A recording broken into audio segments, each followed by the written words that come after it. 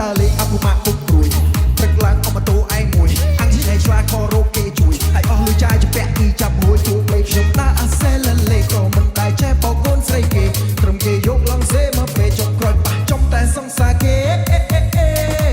គេថាខ្ញុំមុខដូចប្រុសព្រានទេឯងមានរកសង្សារមួយគ្មានពេលជួបស្រីរៀងអៀនជាប់ស្នេហ៍តែពុកបលិះហើយឯពៀនគាត់ឈ្មោះពូចម្រើនគាត់មានប្រពន្ធច្រើនឮថាគាត់ប្រើថ្នាំពឹកកលៀនគុំសត់ណាស់ខ្ញុំបានត្រឹមតែមុំអូនបោកចិត្តធ្វើលេងទេប្រូថាទុំប្រូដូចជាមិនណែឮពីនេះហើយអូយឈឺដូចជាត្រូវដុំអត់នឹងឲ្យខ្ញុំខូចចិត្តចង់ទៅរំឌីស្កូ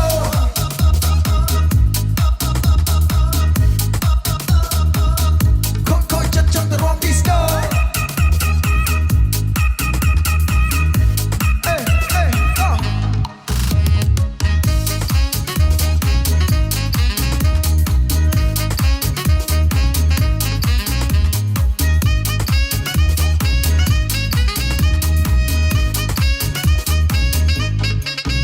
ខ្ញុំនេះដើរលេងអពុម៉ាក់គុំព្រួយព្រឹកឡើងម៉ូតូឯងមួយអញឆ្លេឆ្លាខរោគេជួយហើយអស់លុយចាយជាពាក់ចាប់ទោះបីខ្ញុំដើរអាសែលលេក៏មិនដែរចេះបោកកូនស្រីគេព្រមគេយកឡងសេមកពេលចុងក្រោយប៉ះចំតែសង្សារគេគេថាខ្ញុំមុខដូចប្រុសព្រានទេឯងមានរកសង្សារមួយគ្មានពេលជួបស្រីរៀងអៀនជាប់ស្នេហ៍តែពុកបលិះហើយឯពៀនគាត់ឈ្មោះពូចម្រើនគាត់មានប្រពន្ធច្រើនឮថាគាត់ប្រើថ្នាំពឹកកលៀនគុំសត់ណាស់ខ្ញុំបានត្រឹមតែមុំអូន